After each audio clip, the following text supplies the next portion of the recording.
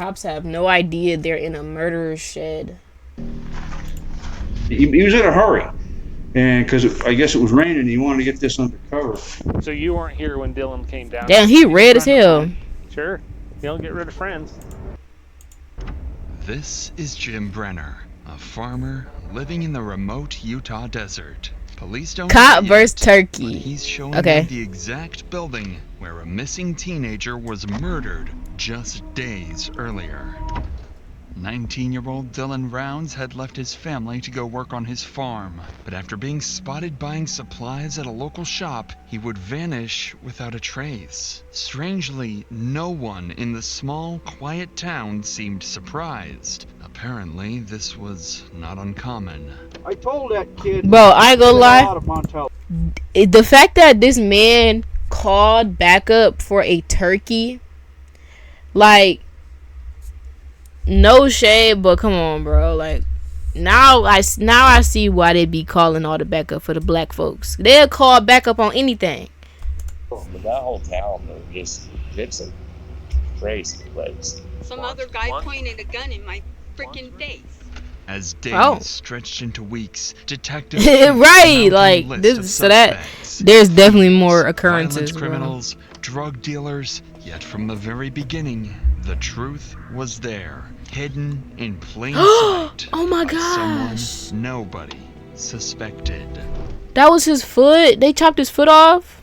Oh my goodness! Damn, 682 days before Dylan's found. It began on a quiet evening when police received calls from a concerned It took y'all almost 2 years to find this poor boy. Oh my god. Family member reporting their son, Dylan Rounds, missing from his farm in Utah. They hadn't heard. Bro, I ain't gonna lie, no shade.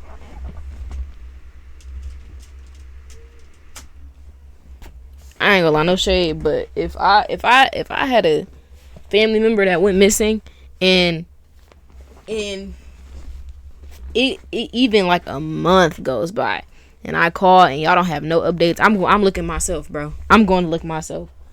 I'm taking matters into my own hands. It is no way it should have took 2 years to find this poor boy. In over 2 days, and when they went to his property to check, there was no sign of him anywhere. A deputy was dispatched to Dylan's farm. I just turned this fan off, but I'm gonna turn it back on because it just got hot. There, he was stopped by a neighbor of Dylan, claiming he might know what happened to him. He's been hanging out over that bar in Montello. It's good, Lou. And I could give you some names of some scumbags over there, but he's been shooting his mouth off about how much money he's making. And there's one guy, Chase Ventura. He's over there, and he can do anything he wants. He's been robbing, stealing, and everything, and the Elko County Sheriff won't do anything about it. And if you talk to his mother, she knows more about it, but he run into Chase on the Tacoma Road the other day, and Chase kind of scared him a little bit. What's your last name again, Jim? Brenner. Jim Brenner. Well, I'll let you get down there before they disturb the crime scene. Okay, thank you. As the conversation ended, Jim Brenner's strange remark about a crime scene left the deputy curious, since no crime was yet confirmed. It was an unsettling comment that would soon become a disturbing reality. Oh, I smelled something. There's something dead in there. For now, though, the deputy took note of this information and continued towards Dylan's farm to speak with his family.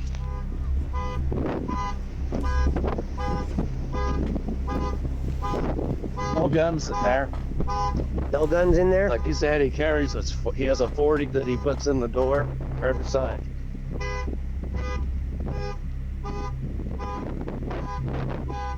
Did you just pop the back window?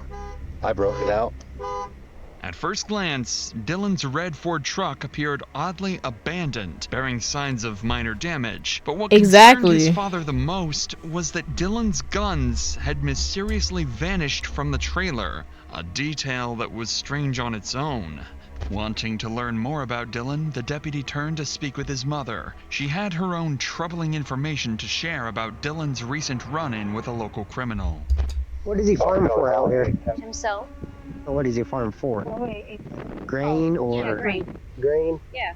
James stopped me when you guys went around me, was talking to me. He said that you knew something about a run-in he had with a guy named Chase? Yeah, on Wednesday, but they told me that's normal, so... I know a lot of the people that he named from Montello are not good people. I only know of them from what people say. Dylan's mother confirmed her son had in fact encountered Chase Venstra recently, the same person Dylan's neighbor had earlier described as a local thief and criminal. Given what the deputy learned so far, it seemed like Dylan might have unknowingly placed himself in danger.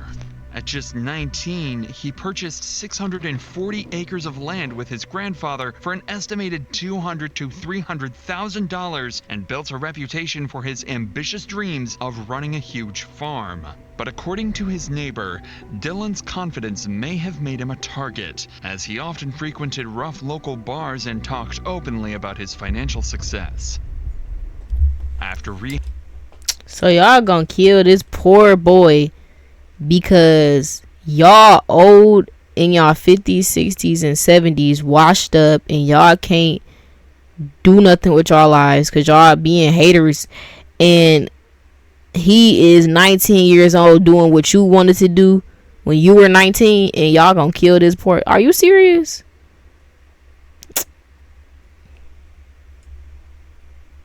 Slimed out for bragging. Man, you see what I'm saying, bro? They get you off the map for anything. Caching some more details with Dylan's parents, the neighbor, Jim Brainer, and his close friend, Donald Haitley, arrived to help. Both men don't trust no nigga that put his beard in a ponytail. In a trailer near Dylan's farm and occasionally helped him with chores. And Donald was a longtime friend of the family and a supportive mentor to Dylan's farming ambitions. But unbeknownst to everyone at the time, both men knew something more about Dylan's disappearance. See? Something Told you. They weren't ready to share yet. I did get a few. Okay. Last location was 15.4 miles from the Beltline Tower, Okay. which puts him on this back road. So I want would that hit him walking? Okay, that's I really I know my son, and that's the shortest route to his camp. If he walked, That road ends right out here. if he walked, he would have come the corner, cut across this field. But that's his closest cell phone, Pete. Not in town, not it's out here. Mm-hmm. Off of that road. The back road into the compound. Then we go down to where it is. Yeah. What time was that? Does it tell you? And that was at 14:58. So right after So you dropped, just before 3 o'clock. right after you left. So he must have pulled in right behind you, dropped off the grain truck, and I'm telling you, I bet you he took off walking. How do you get to that road from? Oh, So we don't have to go all the way back to Lucerne Pond and over. no. No, I guess Perfect. okay. Following this lead, they quickly headed to the shed area to investigate. That's when they discovered the first troubling sign of foul play. Dylan's boots were found stained with blood, discarded about 100 yards south of the shed. The deputy immediately secured the boots to send them off for DNA testing and called another deputy to help search That's why I the live in shed the city. and the surrounding Yeah, this shit is property. scary. However, they had no way of knowing that the biggest clue they were looking for was submerged 20 feet deep in a pond nearby. There's just some boots out there they've only been out there for a day or two. You didn't see anybody else around here? I left here about 1:30, went over to Don's, and I was there until about 9 o'clock at night. And when I come back, that truck was here. It's just one thing after another. But he's a friend of mine. Sure. You don't get rid of friends. Those two boots out there, they're brand new. Like they've only been out there. They're the same color leather as your boots, and they're the same ones he wears. So we're just curious of why his boots would be out there. Same size he wears. They've only been out there probably for a day or two. He might have threw him out there. Yeah, maybe he did. Well, does he know that's a dump out Yeah. there? He does. He's got electronics and shit in there. Maybe. I don't know. 'Cause like I say, he was here. He had to have been here. Brought the truck here. Yeah. Huh, that would make sense. Based on Jim Brenner's timeline, whatever happened to Dylan likely occurred between 1:30 p.m. and 9 o'clock p.m., the hours when Jim left the shed to visit his friend, Donald Haitley. Police quickly verified Brenner's timeline with his friend Donald, who confirms that they had dinner together during that time. With Dylan's exact movements still unclear, deputies requested a helicopter to scout the area from above, looking That for does any not trace make of sense. Dylan. What is he talking about? Yeah, I ain't gonna lie. They dismissed his claim way too easily, bro. I feel like anybody making any claims saying that like they saw somebody at any time before they died, that's too suspicious, bro. It's too suspicious. And like I know that they're like people are gonna obviously have their alibis. Well, yeah, I saw them, but you mean to tell me that you saw somebody 2 hours or what they said the cell phone ping was before 3, so about like an hour and a half before their cell phone pinged at a like randomly in the fucking middle of the farm? That doesn't even sound right. And then you're like, oh yeah, he confirmed. Who's to say that this nigga not lying either? This nigga got his beard in a ponytail. How can we trust him? That's the guy that he's a partner with. This is where he dropped the grain truck off. Where's this grain truck? It's back into that silver building there. So the big one. Yep. You wanna go up higher, Mike, or you could, please? No. Exactly, and it's like his boots are literally in the middle of the desert with blood on them. First of all, they're bloody. That's already a thing. How did they get bloody? It's not like it's just a little bit of blood. Oh yeah, it was good, AK. It's not like it's just a little bit of blood, like he stubbed his toe. The whole top part of his boot is bloody. That's trauma. That automatically would have told me that was a homicide. Like, and I would have immediately put both them niggas in custody. No cap. You can look at everything with a camera and then we'll come back down and see if we see anything with her. After a full sweep of the surrounding area, no sign of Dylan or any indication of where he might have gone was found. In the following days, the search efforts continued, and Daniel's family alongside local volunteers joined in. But despite their best efforts combing through the area, they too came up empty. Attention soon turned to the local criminal Chase Venstra. Both Dylan's mother and his neighbor. And now all of a sudden, he's the criminal. No, let's talk to the other guys that actually fucking saw him. Jim mentioned a recent encounter between the two, making Chase one of the last people to see Dylan alive. Additionally, Chase already had a history of violent run-ins with the law, including a 10-hour armed standoff with police in 2016, and was well known in the area for all the wrong reasons. Luckily for police, Chase had an active warrant related to domestic violence. It was their perfect chance to bring him in for questioning. But when officers arrived at the house to arrest him, Chase was nowhere to be found, potentially already on the run from police.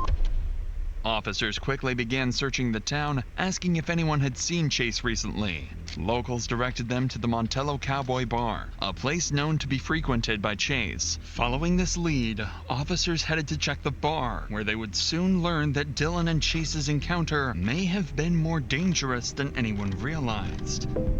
But before we get to that, it's worth have the same simply nope. Right, you ain't getting me with no ads. Final makes with over 9. Click off your first, where a conversation with the locals was about to reveal how Dylan's encounter with Chase may have turned violent.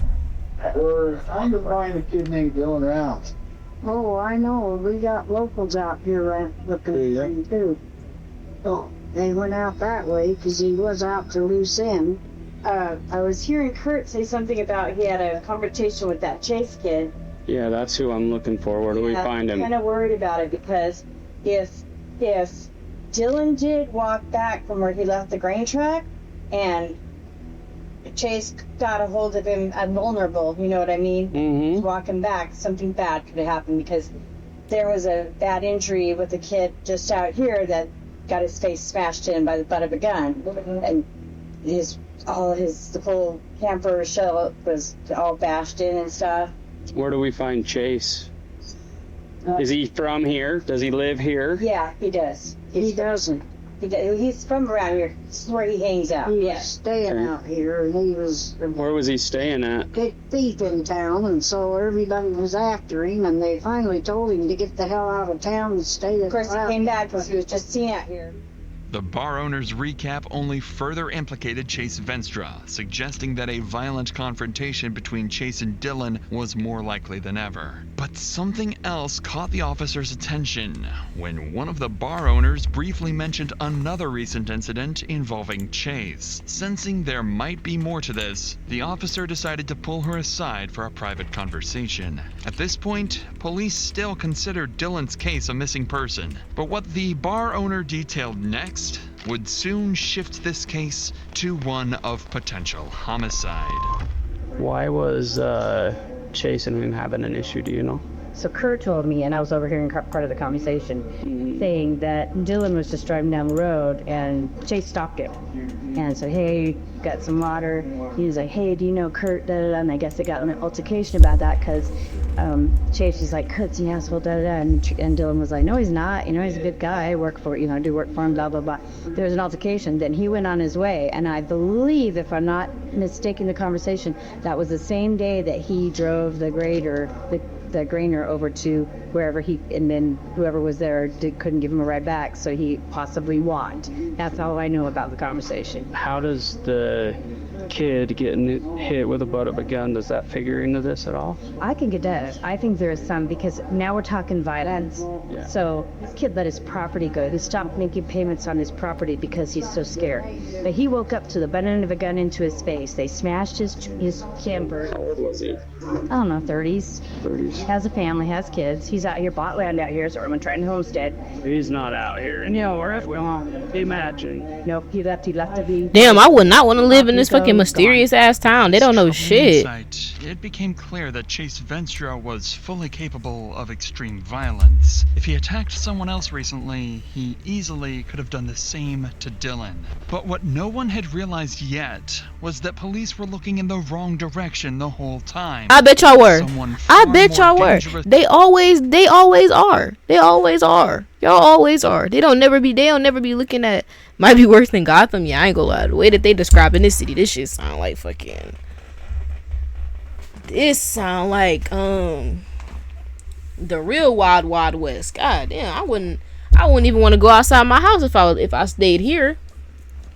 And guilty was hiding right under their noses. I bet he was, cause y'all fucking stupid and ain't nobody asking the real questions that need to be asked. Maybe let's question the guy that also seen him on the same day. Hello.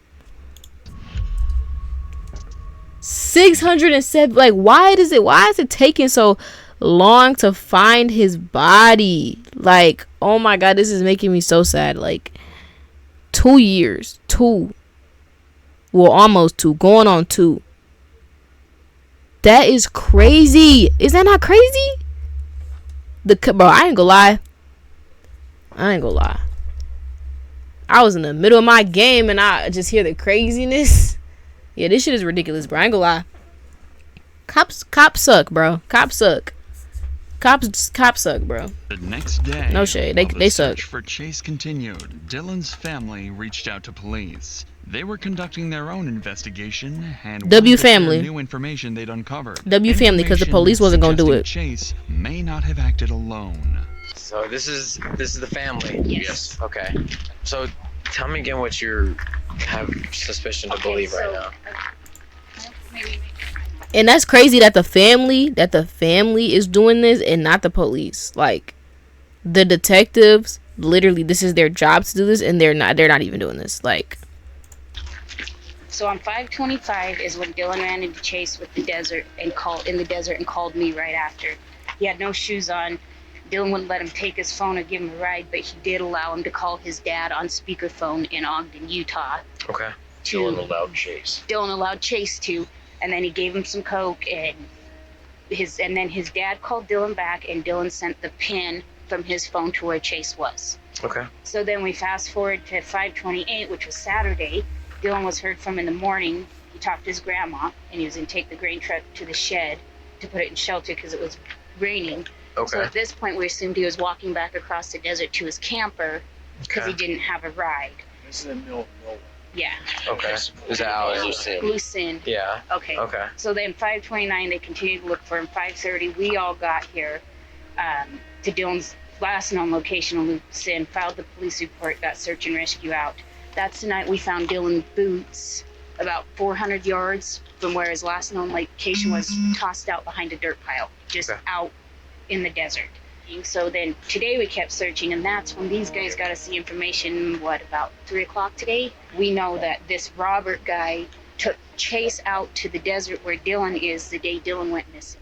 The man Dylan's mother mentioned would turn out to be Robert Aviles. He had an active arrest warrant and reportedly gave Chase Venstra a ride to Dylan's place on the day he disappeared. The family also suspected that Chase could be at Robert's house, so finding him became a priority in locating their prime suspect and hopefully Dylan himself. Officers quickly moved to track down Robert Aviles, and their first stop was Robert's residence, where they came into contact with his mother. I don't know who that would be. Okay. I'm sorry, supposed but to I be- have no idea. He's supposed to be hanging out with a guy named Chase. And Robert. Okay, I don't know. Chase might have an idea, but my son's been homesick, and he's been in bed all day, and he's been home all night. I don't know. I'm just wondering. So who's all in your house? Nobody. Nobody's in there right now? No, my son is in his trailer And where's that at? in the backyard. In the backyard? Yeah. Well, What's happening? we're just trying to find out And who this no, kid no is. one came home with him. Nobody came home with him? No, Okay. Is Chase here? no. I don't let Chase on my property after I found him Right. inside my home when I wasn't home. We were told that there's Sick. possibly a kidnapping. Missing kid. Oh, being here. Yeah, no. You can feel free to look around if Hostage you situation? Like he's not being... No, See, that's why we're here, ma'am. I'm not about a car. look around if you want to.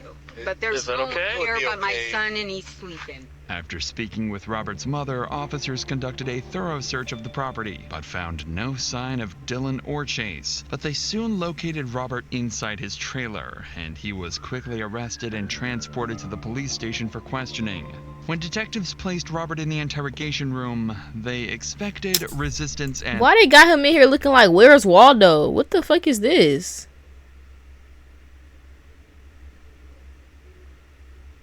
Bro, just put him in the orange and just call it a day. lies, but instead, Robert didn't hold back.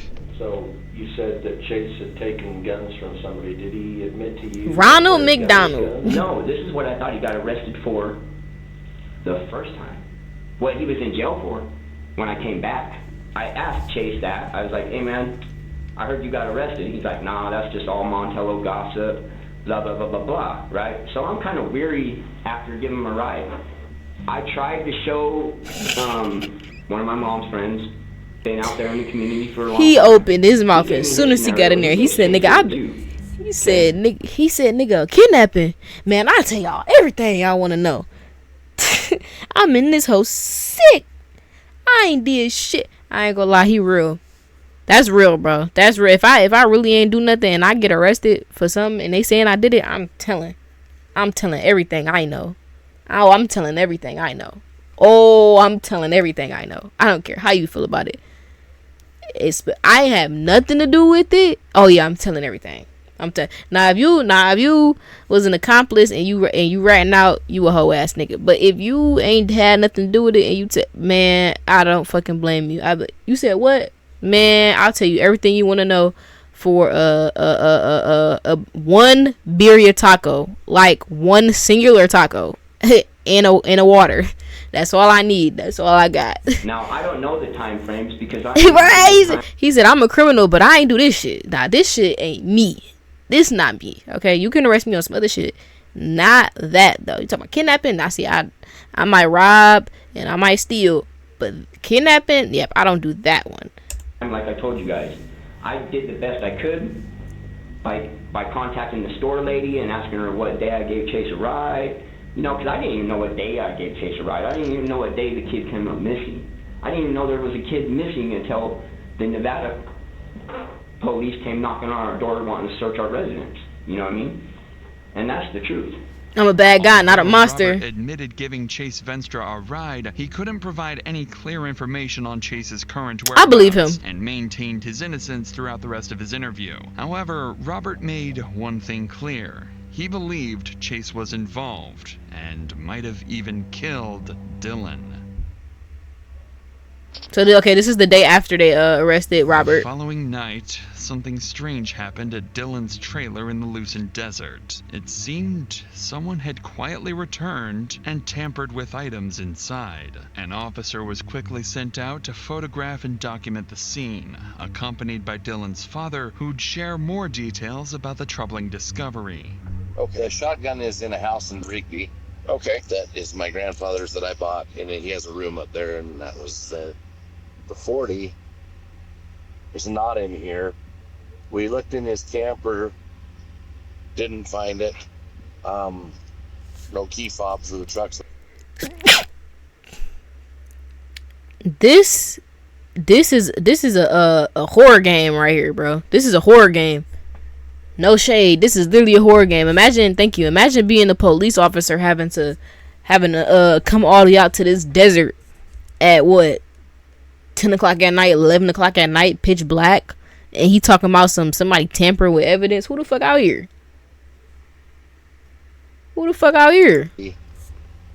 It's not in here. We looked in his camper, didn't find it.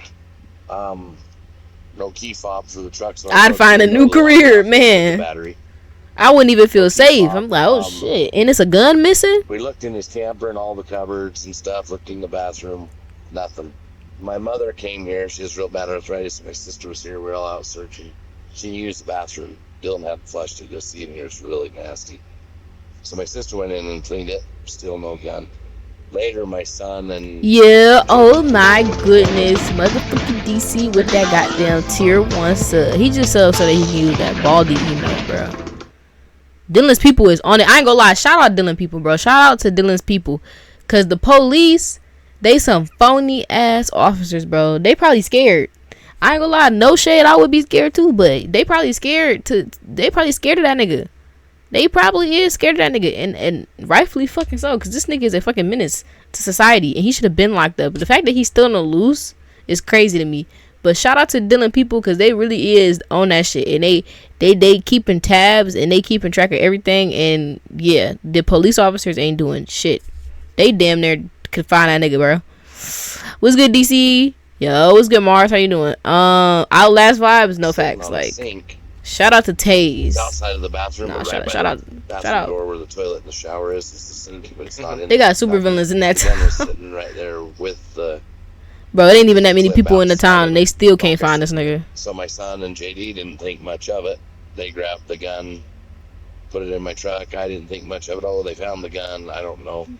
Then we started realizing that it wasn't there when my sister cleaned the bathroom for my mom to use and all that, and it was there. This discovery was an alarming indication that someone was actively trying to cover up their involvement in Dylan's disappearance. But his father had one more thing to share. Something about an old confrontation with someone police hadn't yet...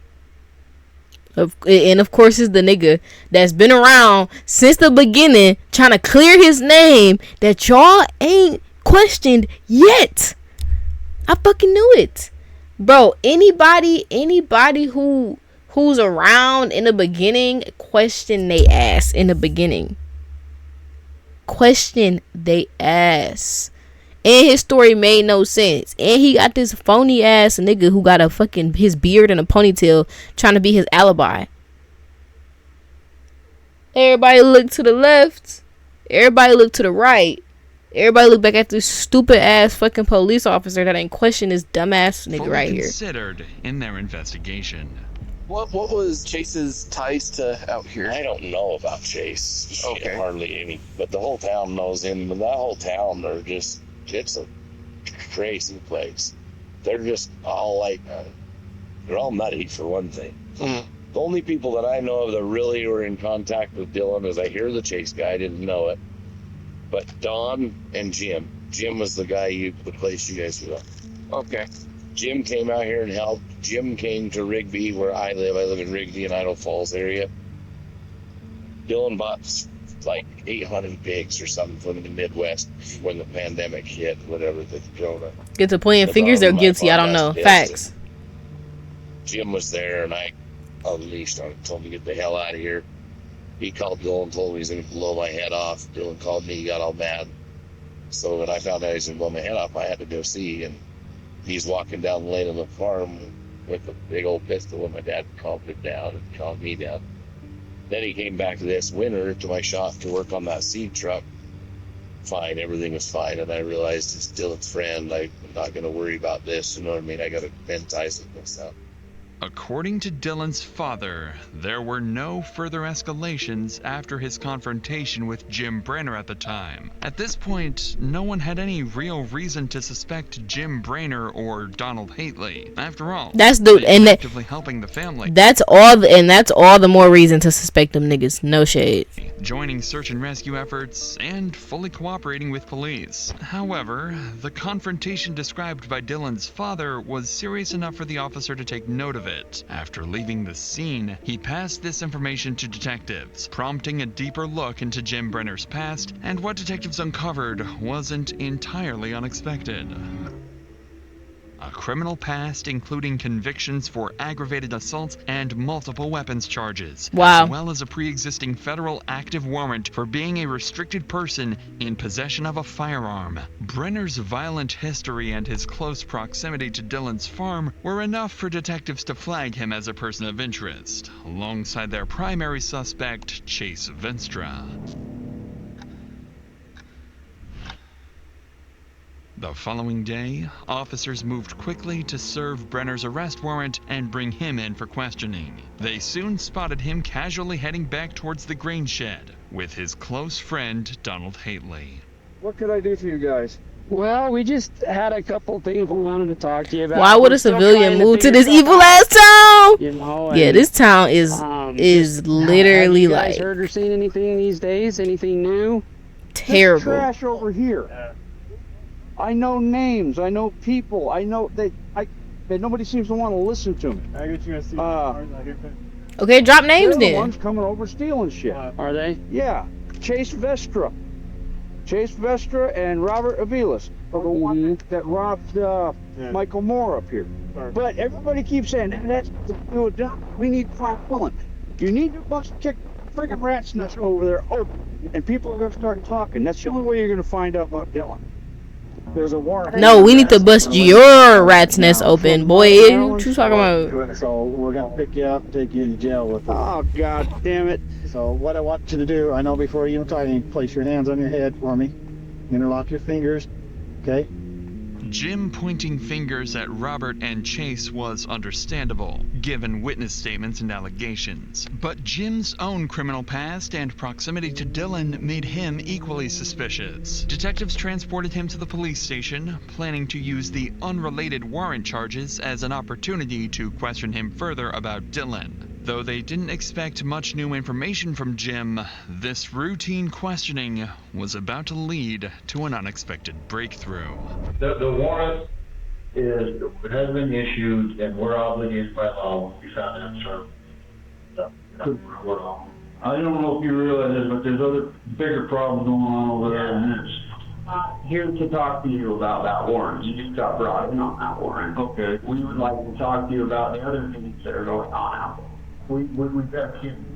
I understand that you're fine, and I know them better than you do. I work for them. That's why you're one of the reasons why you're sitting there. Yeah. Because I know you know him. Dylan used to go in the bar and been bragging about how much money he's making. Dylan never carried money on him. Bought everything with a credit card. But if he did have $1 in his wallet, he wouldn't give it up. And I think this is a strong arm robbery. Somebody thought they see this little 5'5" kid, and they think they figured, we're going to get this guy. We're going to rob this guy. We're going to intimidate him. Dylan don't intimidate him. With the strong arm robbery, who do you believe did? Chase and Robert Aviles. Is there any reason anyone would say you did it? If I did this, I'd be one sick son of a bitch. Well, there's got to be somebody that's some sick son of a bitch somewhere. What about Don? I've known Don for over 2 years, and Don's gone out of his way to help Dylan just like I have. As expected, Jim Brainer's statements remained mostly consistent, and he appeared genuinely convinced Chase Venstra and Robert Aviles had something to do with Dylan's disappearance. But Brainer had more details to share. Details about Dylan himself and the dangerous individuals he was attracting. Another one, Robert Lee, just did 10 years in prison for strong arm robbery. And lo and behold, about 3 weeks ago, a fellow from Salt Lake that bought 10 acres of land over in Montello, 2 guys went into his trailer, beat him up with a pistol, whipped him, robbed him, took his cell phone, and made it so his vehicle blaming somebody else again. There's a lot of shit going on in Montello. Is he the one that they talk about being pistol whipped with the butt of a gun? Is that the one? That is the worst photo that they could have used of this lady. Brenner would go on to mention several other people, mostly convicted criminals from the area who could have had strong motives to rob or even kill Dylan. Clearly, he wasn't exactly narrowing things down for detectives, but at least he appeared fully cooperative. However, in just moments, Brenner would let something slip. Something that would unintentionally place him right at the center of the suspect pool. Dylan's the shy kid. His world revolves around tractors, farming. I mean, he had a couple guns that his dad gave him, and he had a shotgun, and we found that's up in Rigby. But he always carried that in the back seat. And the pistol he had, they found that, and he was afraid to keep that loaded. He used to keep the gun in the console and keep a loaded magazine.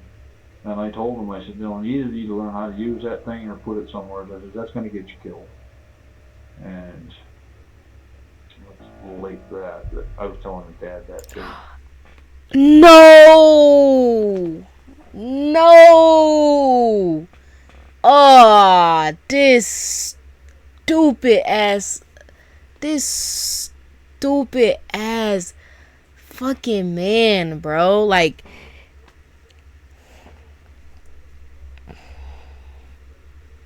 GG, bro. Just lock him up. Just lock him up. Just lock him up. This nigga said, I told him, you either gotta learn how to use that gun or put it up, cause it's gonna get you killed. But it's a little late for that now. Oh my god, what do you mean it's late? You fucking stupid ass idiot, bro. Just talking.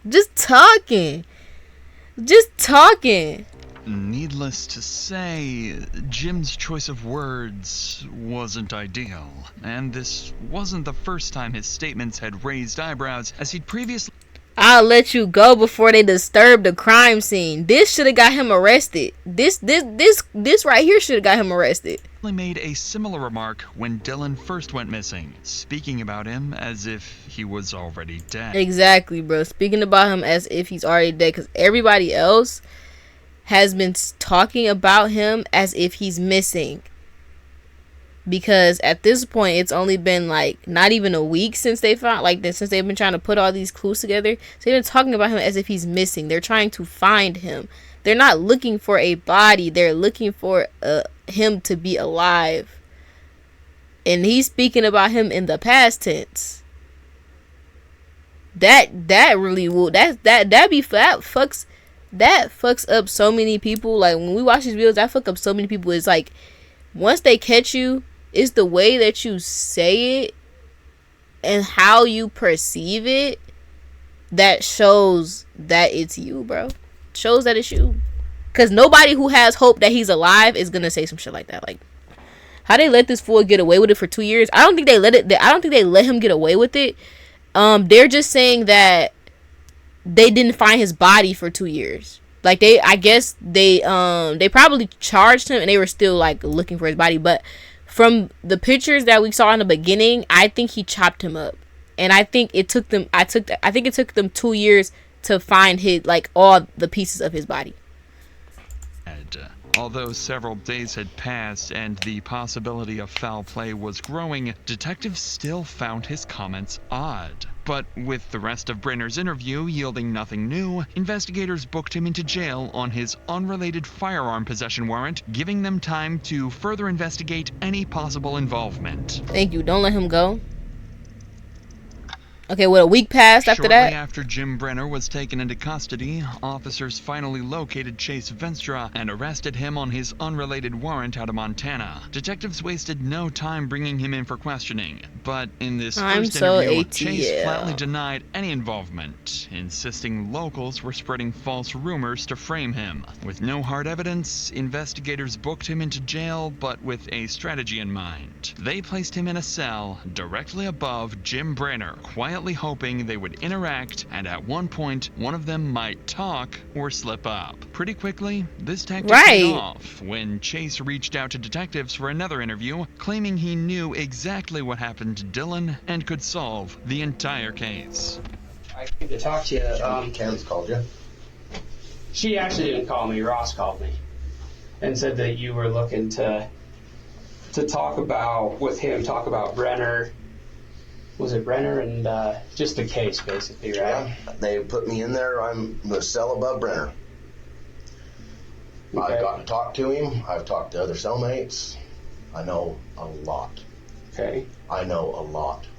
I can put this thing to bed for you. Well, I mean, honestly, to be straightforward with you, I can't do anything about the charges.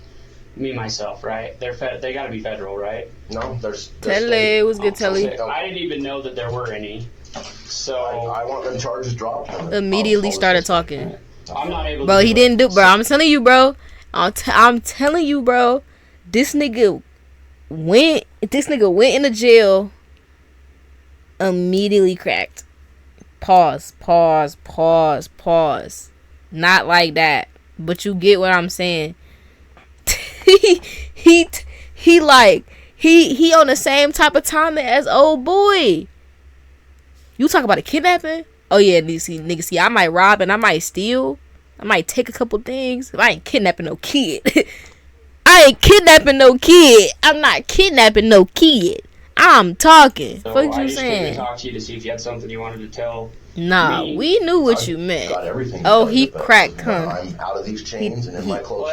His mouth. Yeah, he cracked open his mouth. That's what he did. It's fine if you don't want to. That's what I want. That's fine. I just want to be left alone. But we got an ultrasound on my new baby tomorrow. Oh, he having a kid? Be there with her. This is her first baby. I'm applying for a job with the state out there. I hope you get it. I'm done with this thing. I've been dragged through the mud with this thing with Dylan. I know how it happened, where it happened, when. I know what was used, where it's at. Okay. I put this whole thing to bed for you guys. Well. Okay. And I hate to. I wish you could, but there's not anything I can offer you. Yeah. I hate to be that way with you, but I've got to look out for me. Unfortunately for detectives, their strategy backfired. Now Chase wanted to bargain his freedom in exchange for information he claimed to have. But investigators if you know all that, you're going to prison, sir. What the hell? No, because he's saying that he spoke to like the other guy, Jim, whatever his name is. He said he spoke to Jim and like all the other people around. So he basically like, I guess, trying to say he knows everything that happened from talking to everybody else. Gun charges, the interview ended without providing any new leads. Shit, I would have said the same thing. Let me go, please. On June 28th, exactly a month since Dylan went missing, police were called out after a witness reported finding something suspicious in the desert. A burial site with clear signs of something dead inside. Oh, I smelled something.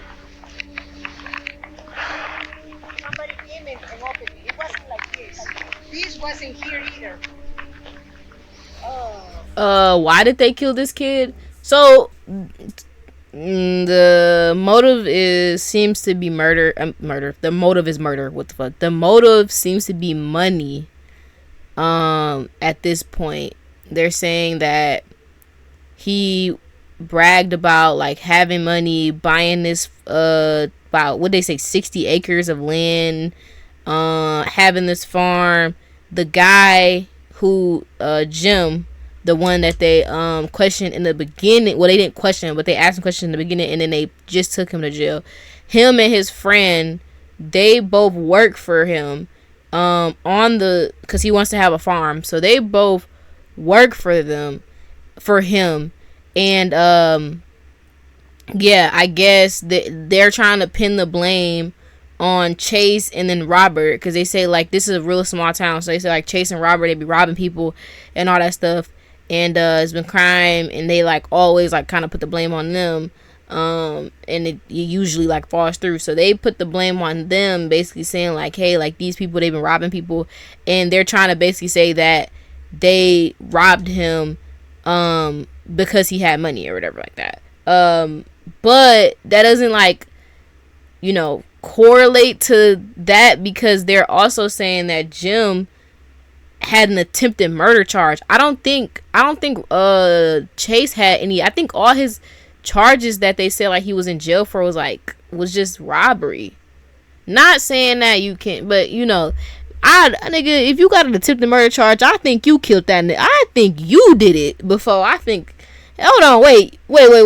You got attempted murder. Why am I in here, bro? I'm just a thief. Man, I would have scratched my head 15 times before I would have been mad as fuck. Okay, go ahead and step away. Hey, something dead in there. Yeah. Yeah, he killed it, poor baby. He killed it. Yeah, so this is the only one that you found, huh? Okay. Yeah, but it wasn't like this yesterday, though. Okay. Somebody came and opened it. Yeah. So how did it look like? She damn near in the. Was flat. So her ass all on the crime scene. Bitch, she trying to solve the case too. Was on top, and then there was another wood. Hey man. So there is a grave, but there appears to be maybe 2 dogs. No, she said that somebody came and tampered with it. Maybe 2 or 3 dogs. Girl, back the fuck up with them ugly ass boots on. Yeah, 2 or 3 dogs inside. It looks like it's been here for some time. But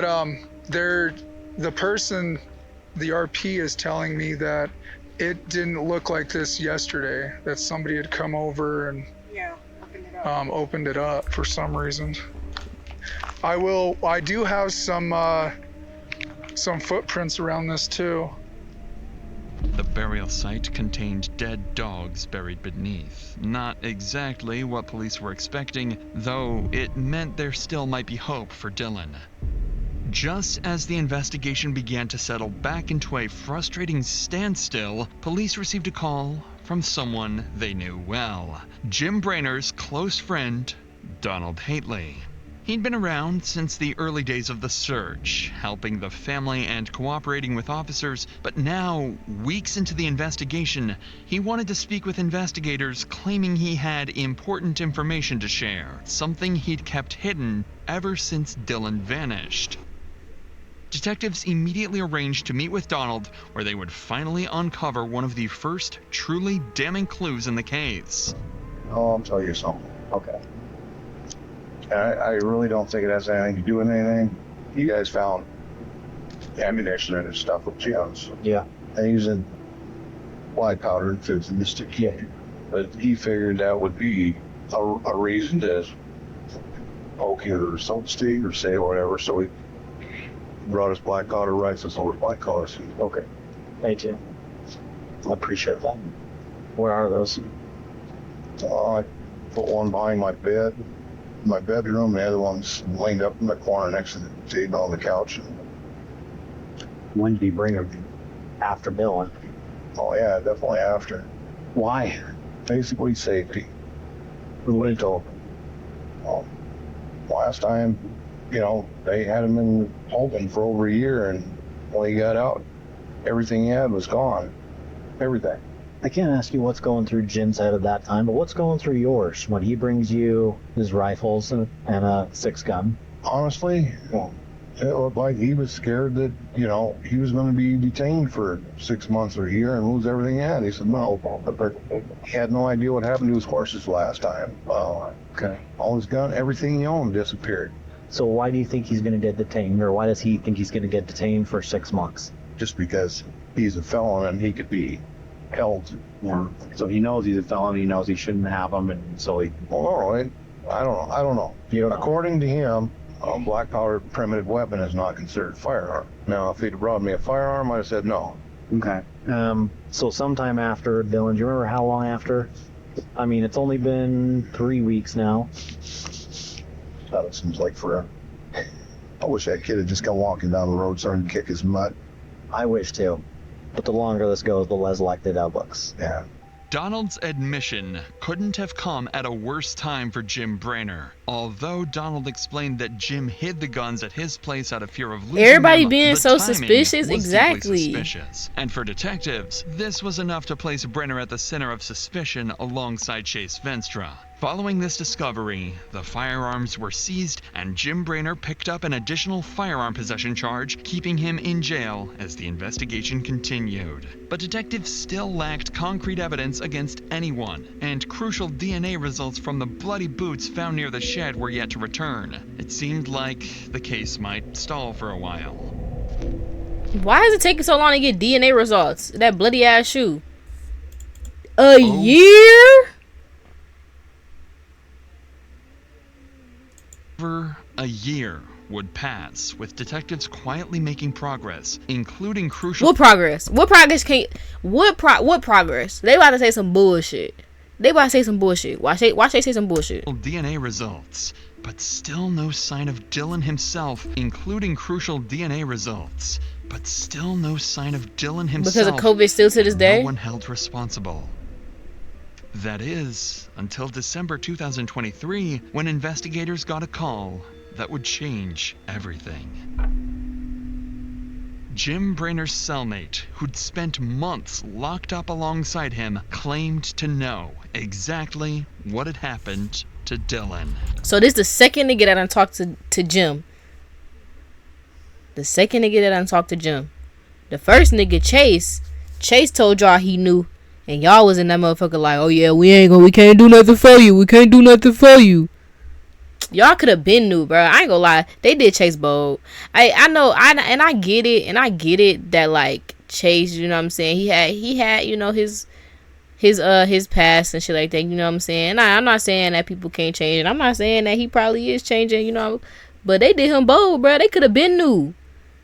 Chase said over a year ago, he said, I know exactly what happened. I talked to everybody. I put the pieces together. I could put this shit to rest right now. As long as you just help me with my case. These niggas said, ain't nothing I could do. Y'all ain't want to know that bad. Y'all ain't want to know. Detectives quickly arranged an interview, y'all ain't want to know. Bargaining scenario similar to Chase Venstra's. But what the cellmate would reveal instead was a chilling murder confession. How are you doing, sir? Good, thank you. So they had said that you wanted us to come back, that you had more information? Yeah. Or did you have information before that you just didn't give us all of it? No, I didn't really have a whole lot of information then. Okay. I got plenty of information now. I got information that would probably help maybe even keep from cutting the deal that he wants to cut a deal with. Okay. On his right hand, nobody has noticed, he's got a bite mark. Really? He's got a bite from Dylan. Go ahead, all right, bet, Lou. Appreciate you for talking about it. 22 is what killed Dylan. Two shots. 22? Yeah, the 22. Did he tell you that? Yeah. The story tell you that? Like 3 days ago. Go through that. He said it was like 6 o'clock in the morning. He was in there taking shit, and then he heard he was in there taking the shit. Drive by the place he was staying in, and when he got out there, he had his 45, a gun that he put in a fold-over holster. And Dylan had picked it up off the sawhorses that he'd thrown his stuff all around, moved it up so he could put the truck in the. So he said to the shed. Okay. Yeah, and Dylan was holding the 45, and he said he got really pissed off at him and started yelling at him and telling him get the fuck out of there. And Dylan's took the gun and fired it right beside his ear. That's why he can't hear out of his right side ear. He said he grabbed for the gun, was fighting for it. He said they ended up on the ground, and Dylan ended up shooting himself in the leg with the 45. And then he said that So that's why the boot was bloody. While they were fighting, the gun got fired like 2 or 3 times. He said there's a bullet hole in the side of the building out there you can see. He said when you guys was out there talking to him and standing in the shed or something, standing out there, he said he was sitting there looking at it. And then he showed me a scar on his thumb too, where he had stuck his hand in the gun that was trying to keep Dylan from firing it again, but he was clicking it, his whole right hand was damaged at one time. Okay. But the bite mark is evident, very seeable, and the body is somewhere right there close by. He said he's seen tire marks over it where you guys have been driving. Somebody's been driving on it. Did he give you any indication of where? Cops ain't noticed all that. Nope. Yeah, They suck at their job. Y'all ain't noticed no bullet holes. Y'all ain't checked the shed. Y'all ain't searched the surround. Like, they ain't did nothing. He said it's in the high desert. Did he say that it was close to where he killed him? Yeah, it's close. It's close somewhere there. Where he killed him? He gave like a 25-mile circumference. Oh, probably ways. Yeah. Okay, so he heard Dylan drive by in his truck. Dylan had backed the truck into the grain shed. No, he said the truck was still parked out. So it wasn't backed in yet. Yeah, no, it wasn't backed in, and that's when they had the fight. They had the fight going on in there. He said that the round on the gun got turned. He said he heard it turn. Like it was a revolver? Yeah, it was a revolver. He said he got to the chance where Dylan had quit biting him on his wrist. He had latched onto him, and he said he got up and he took off out, and that's when he got to 22. Dylan told him to bring his ass back in there, or he was going to shoot the horse. The horse was standing outside. Into the grain shed? Yeah. Talking about? Okay. The horse was standing out there eating grain out of the back of the truck. And then, from what you're saying, did he run back to the trailer and get the 22? He said it was behind the bags, some grain bags. He said he took 3 shots at him, and they're all headshots. He said one of them grazed Dylan on the side of the face. He pointed just like this to the side of his face, so it could have been red. I couldn't tell you if it was right side or left side. But then he said 2 more shots. He shot Dylan in the head. And that killed him? Yeah. And then what did he do? Then he said he burned all of his clothes. He said after he took care of everything, he burned all the clothes. The revelations from Brayner's cellmate were chilling, to say the least. According to him, the argument that ended Dylan's life stemmed from Brayner being irritated with Dylan for repeatedly using the shed he considered his own workspace. After killing Dylan, Brayner attempted to cover up his crime by loading Dylan's body onto a backhoe, burying him deep in a remote stretch of the desert nearby. He then concealed the guns at Donald Hately's place and discarded Dylan's phone in a nearby pond, unaware it had recorded a damning, irrefutable proof of his crime.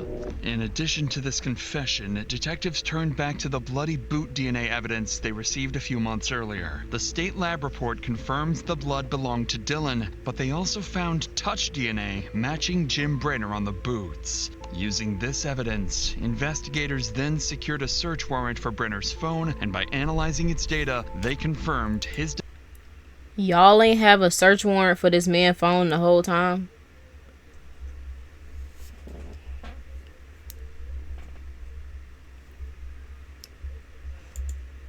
device had traveled toward a nearby pond the day Dylan vanished. After searching the pond, they retrieved Dylan's phone containing crucial evidence. A video clearly showing Jim Brayner in a blood-stained shirt cleaning a gun. At this point, there was no longer any doubt. This nigga record...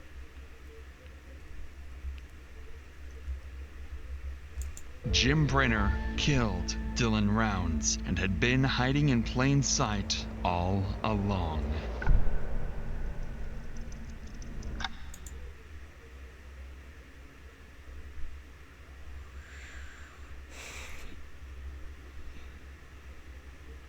Yeah, this should not have took this long. It shouldn't have. It shouldn't have. Evidence, Brenner I don't know. still sought to negotiate. I don't know why. I don't know why. Prosecutors were preparing for an aggravated murder trial, but still lacked Dylan's body. So Brenner offered prosecutors a deal. He would reveal the location of Dylan's body in exchange for reduced charges. No. No. No. No. No. No.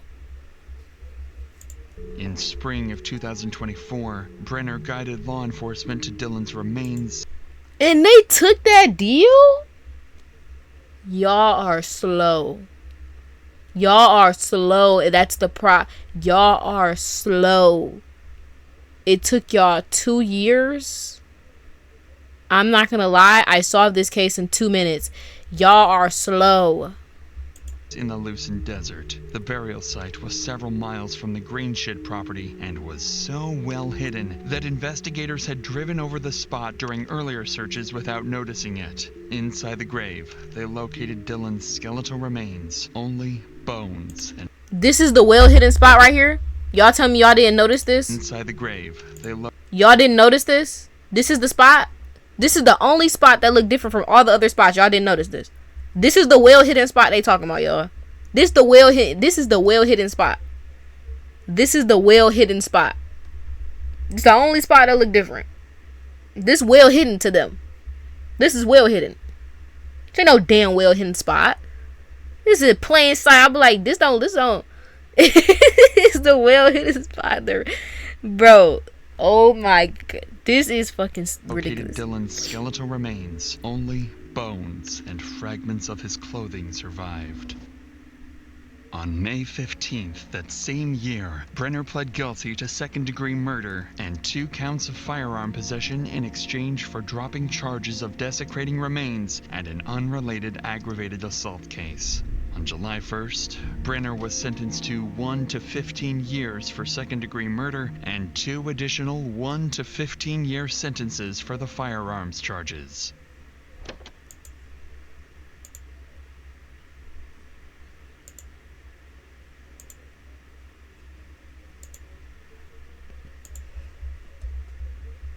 This town sounds absolutely terrifying. Half the town could have been a suspect. What an unfortunate place to start up a farm as a 19-year-old. Unbelievable, but that a 19-year-old's life is worth 15 years.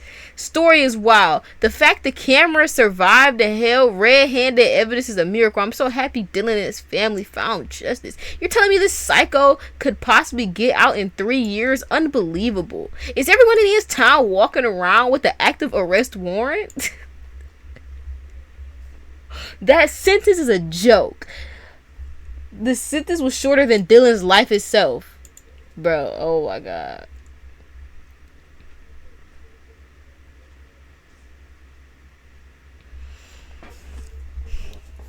And he got 100 years, okay? But this dude, mind you, 2 years, and it's literally a crime. Like, not a crime, but you know that if you turn yourself in to a crime that you committed, you could reduce like your sentences, or even if you take a plea. It's things that you can do, right? However, these dumbass police officers, it took them 2 years to solve this case. 2. They should have upped that shit to at least 20, just for the fact that it took them 2 fucking years. Just for that, they should have upped that shit to at least 20.